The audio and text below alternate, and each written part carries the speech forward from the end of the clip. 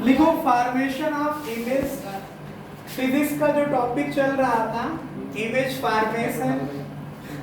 Formation due to concave mirror, image formation due to concave mirror.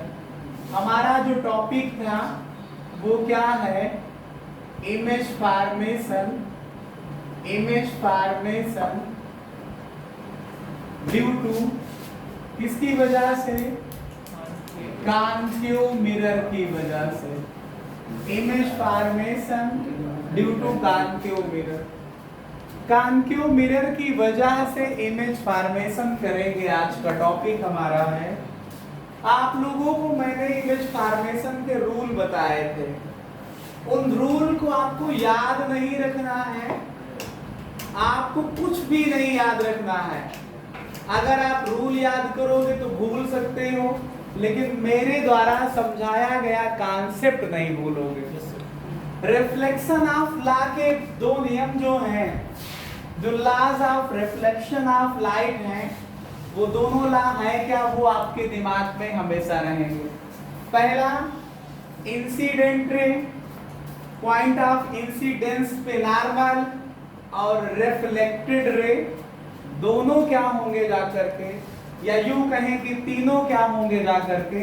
तो तीनों एक ही point पे, एक ही प्लेन पे होंगे, एक ही पॉइंट पे मिलेंगे और एक ही प्लेन पे होंगे।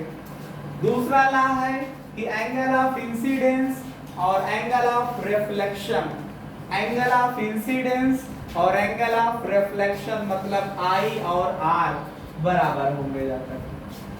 तो पहला केस हम करने जा रहे हैं क्या? कि when object, जब ऑब्जेक्ट कहां पे हो? एट इंफिनिटी, जब वस्तु अनंत पर हो। जब वस्तु कहां पे हो?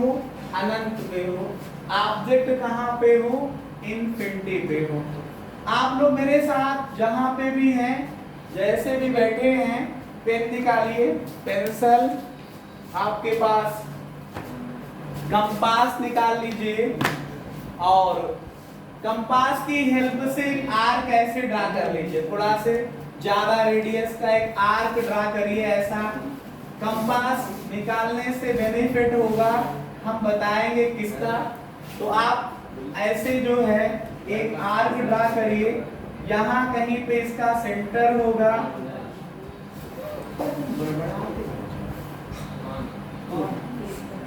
यहाँ पे एक इसका सेंटर होगा, और इसका मिड पॉइंट देख लीजिए, वो पोल कहलाएगा। सेंटर ऑफ कर्वेचर को मिड पॉइंट मतलब पोल से मिला दीजिए, तो ये एक एक्सिस बन जाएगी। इसको प्रिंसिपल एक्सिस कहेंगे, इसको प्रिंसिपल एक्सिस कहेंगे। क्या कहेंगे इसे? प्रिंसिपल एक्सिस कहेंगे। मान लो ऑब्जेक्ट यहाँ पे है, यहाँ पे ऑब्जेक्ट का मतलब इंफिनिटी पर है। आपको पता होगा कि ऑब्जेक्ट जब ये इनफाइनाइट पे है, तो इनफाइनाइट से जैसे सूर्य है, आप अपने घर से देख रहे हो या पड़ोस में कोई दूसरे अपने घर से देखेगा, तो वहां से आने वाली लाइट रे आपको पैरेलल दिखाई पड़ती है। तो जैसे ये मान लो हमारे पास ये लाइट रे यहाँ से जाएंगी, ये पैरेलल जाएंगी। किसके पैरेलल जाएंगी? प्रिंसिपल एक्सिस के। और प्रिंसिपल एक्सिस के पैरेलल जाने वाली लाइट रे कहाँ से वापस आती हैं? फोकस से वापस आती हैं। कहाँ से वापस आती हैं? फोकस से वापस आती हैं।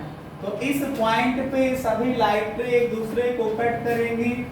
जब एक दूसरे को ये कट करेंगी तो होगा क्या कि जिस पॉइंट पे कट करेंगे उसी पॉइंट पे एक शार्प इमेज बनेगी जाकर के।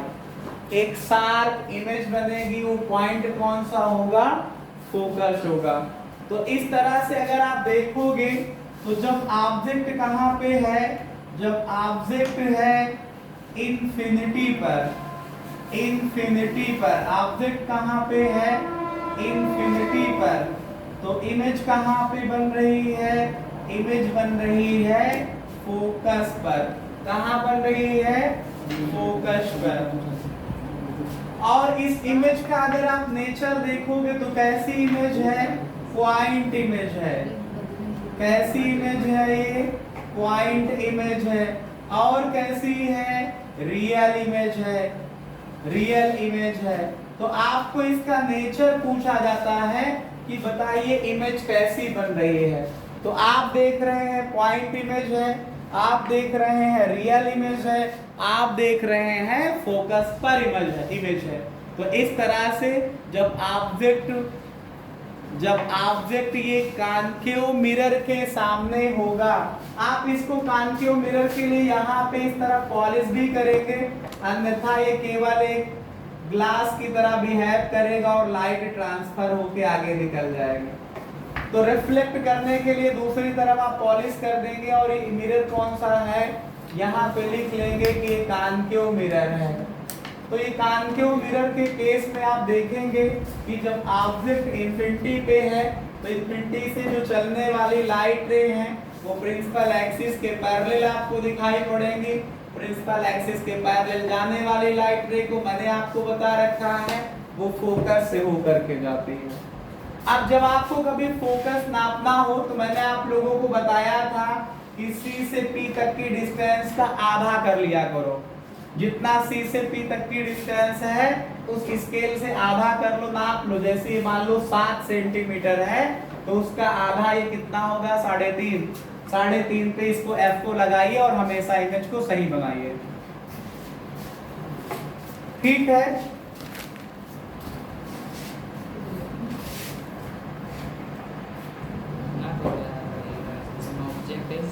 When object is beyond C, जब ऑब्जेक्ट C के पीछे हो, अगला केस जो है कौन सा होगा? जब ऑब्जेक्ट C के पीछे हो। When, आप लोग समझिए मेरी बात को, When object is beyond C, C का मतलब centre of curvature of mirror है। आप एक आर्क ऐसे ड्रा करिए, जहां से आपने ड्रा किया होगा वो पॉइंट सेंटर होगा, उसको सेंटर मान लो आपके पास यहाँ पे है, ये सेंटर ऑफ कर्वेचर हुआ और ये आपका हुआ जाकर के पोल। आपने इसको इस तरफ कर दिया पॉलिश, सिल्वर नाइट्रेट की पॉलिश कर दीजिए, AgNO3 की पॉलिश कर दीजिए। पॉलिश करने के बाद आप C और P तक की डिस्टेंस नाप लीजिए। नापने के बाद उसको जस्ट हाफ कर लीजिए। आधा करने पे आपको फोकस मिल जाएगा। आधा करने पे आपको फोकस मिल जाएगा। ये 3 काम आप बढ़िया से कर लीजिए, फिर आप कभी नहीं गलत होंगे, हमेशा सही रहेंगे। आर्क खींचेंगे कंपास की हेल्प से तो उसका सेंटर पता रहेगा, तो वो C हो जाएगा। और इस मिरर के मिड पॉइंट को P मान लीजिए, दोनों को मिला करके ये बना लीजिए principal axis. Principal axis, principal axis क्या बना लीजिए? Principal axis. फिर C से P तक की डिस्टेंस को नाप करके उसका मिड पॉइंट निकाल लीजिए, वो हो जाएगा फोकस। ऑब्जेक्ट देखिए यहाँ पे है आपके पास, ये आपका ऑब्जेक्ट है। ये नाम क्या दे दिया मैंने? इसको AB कह दिया। आप इमेज फॉर्मेशन के लिए कभी गलतियां नहीं होगी, आप मेरे हिसाब से चलिए।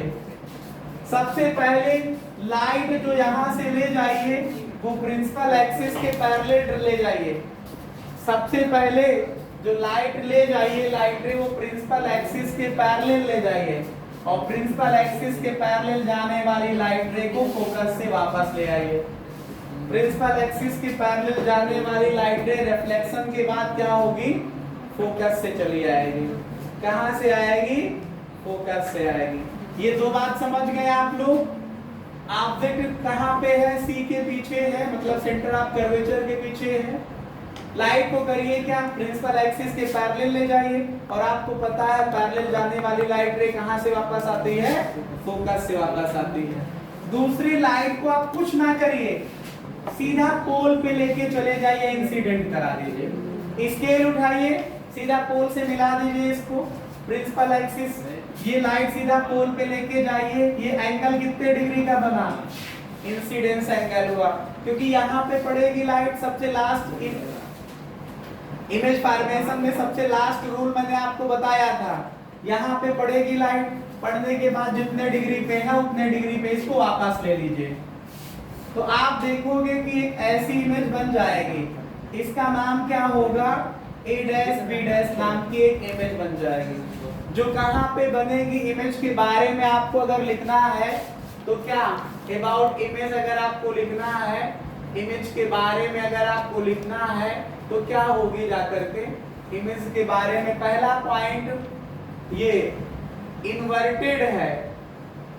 कैसी इमेज है, इन्वर्टेड इमेज है। कैसी इमेज है, इन्वर्टेड का मतलब उल्टा है। दूसरी बात क्या है, ये रियल है।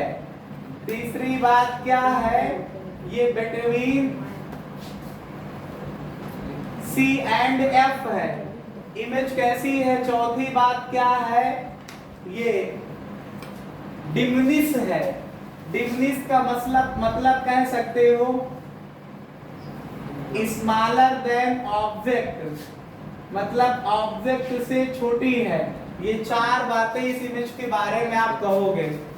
पहली बात क्या है कि जो इमेज बनी है वो C और F के बीच में है। दूसरा क्या है, ये लाइट रे वास्तव में कट रही है तो रियल है। तीसरी बात क्या है, ये उल्टा इमेज बन रही है। चौथी बात क्या है, ऑब्जेक्ट से नाप करके देख लीजिए, ऑब्जेक्ट की लंबाई से इसकी कम लंबाई है, तो मतलब ये छोटी है, स्मॉलर देन ऑब्जेक्ट है।